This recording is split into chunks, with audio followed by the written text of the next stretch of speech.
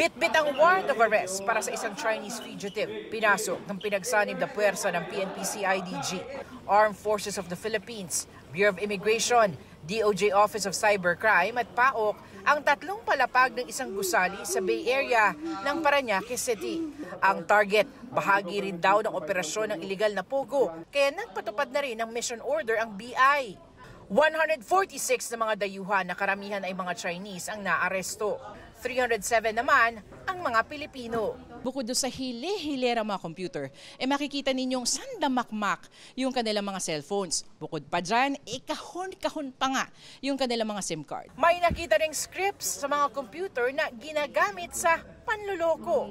Minsan na raw na-raid ang pogong ito, kaya napasaran. May mga nakitang business license mula sa LGU at barangay permit. Aalamin ang immigration status ng lahat ng dayuhan. Ang mga Pilipino isa sa ilalim rin sa questioning.